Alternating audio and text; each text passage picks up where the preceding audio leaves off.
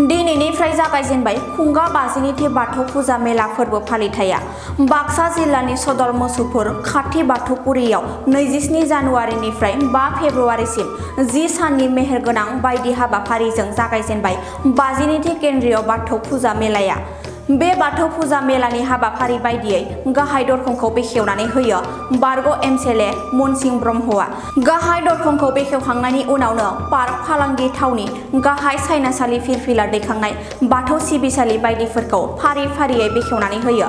10 साननि बे हाबाफारि मेहेरगोनां बायदियै हाबाफारिजों लोगोसे हारिमु बादायाव मेथाइ रोजाबनाय बादायलायनाय, मोसानाय बादायलायनाय, सानफ्रोमबो गोदान गोजाम मेथाइ रोजाबगिरिफोरनि मेथाइ रोजाबनाय, फेशन श' दिन्थिफुंनाय, मीना बाजार एक्सप'जों लोगोसे बायदि दोरोङारि जानाय लोंनाय थागोन होननानै बानजाय आफादा फोरमायदों। बेनि थाखायनो सानफ्रोमबोनि हाबाफारियाव हारि धोरोम राव बासियालासे बयखौबो लैहोर लैहोर फैनानै बाहागो लाफैनो बानजाय आफादा खावलायदों।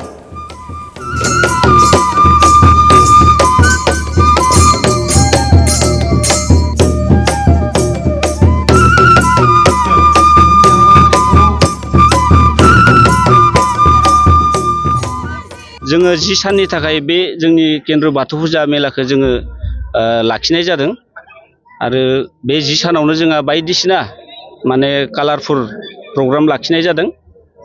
कालचार प्रग्रामनिफ्राय लानानै बायदि बायदि इन्टारनेशनेल एक्सप' बिदिनो मेला बाजार आरो बायदि बायदि बर'नि माने ट्रेडिशनेल बा ट्राइबेल फुड फेस्टिभेल बेबायदि गोबां सुबिदा जों लाखिनाय जादों। बेयो जोंनिया मथा मथि बहुद आगोलनिफ्रायनो बे मोनसे जोंनियाव बिजाब दिहुननाय दङ। आं बेखौ रेकर्डखौ माने क्लियारै बुंनो हाया। दिनैसिम माने 52 बार जोङो खुंबाय। नै दा जों 52आव सोलिगासिनो आरो बे 52नि उनाव जोंहा बेबायदिनो जालांबाय थागोन। दासिम जोंनिया 52 खुंगा जाबाय।